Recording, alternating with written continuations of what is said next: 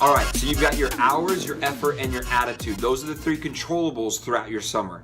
If you focus on other things that you can't control, you're likely to get frustrated. You're likely to get overwhelmed. You're likely to get pessimistic. So only put yourself and your attention on the things that you can control. Everything else can be influenced, but the only things you can control are your hours. That's the time you're out there working the job, talking to people, or moving to the next person. Your effort, which is the amount of effort that you put. How hard are you trying to do the job the right way? How hard are you trying to apply the training? And then your attitude. Your attitude being, how are you being with people? Are you being fun and optimistic and energetic? And so I'll start in reverse order. Let's start with attitude, and I would describe it that way. Are you being optimistic and energetic? People don't want to talk to a quiet, pessimistic introvert, right? They want to spend time with somebody who will actually provide some entertainment, who will give them some energy.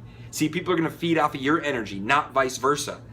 If you meet somebody in low energy, they might have low energy. If you meet 5 people in a row with low energy, look in the mirror, because you're the reason.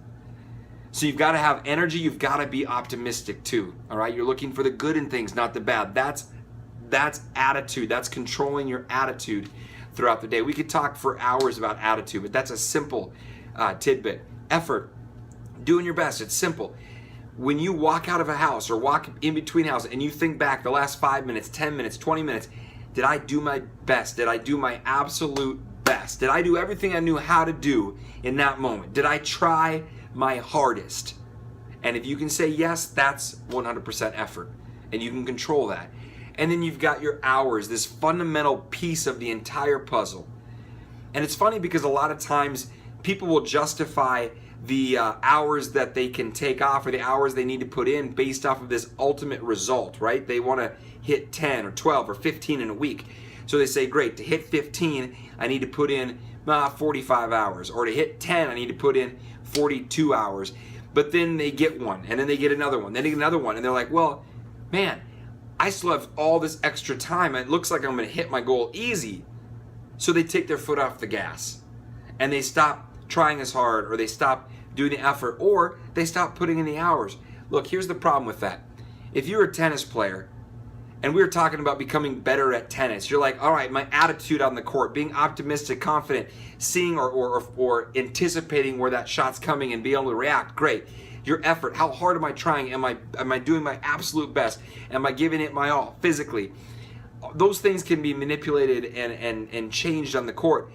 Your hours on the court, though, if you're trying to win a tennis game and your goal is to be out on the court for only 80% of the game, you're not even playing tennis.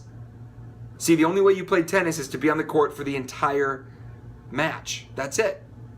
If you're not on the court for the entire match, you're not playing tennis. And in this job, if you're not out on the doors for the full amount, which is typically 7 hours a day and 9 hours on Saturday, 44 hours a week. If you're not putting in the 44 hours a week, you're not doing the job.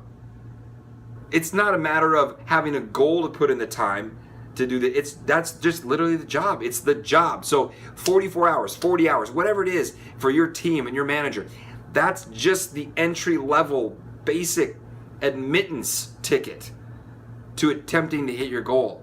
It's not a piece of the puzzle. It's not a part of your commitment and what you really hope to get. It's literally, are you playing the game or not? And if you're not out there in the neighborhood where you can actually get customers, then don't kid yourself. You're not playing the game unless you're actually out there. Nobody would expect to win Wimbledon without stepping onto the court or thinking that they could step off for a while in the middle of the match because it got too tough or too hot, or they lost, or they missed a shot, or whatever. You've got to be there playing the whole time to have a shot at winning. So control that as well. Be out there. Play the game. Control your hours, control your effort, control your attitude. Have an awesome day.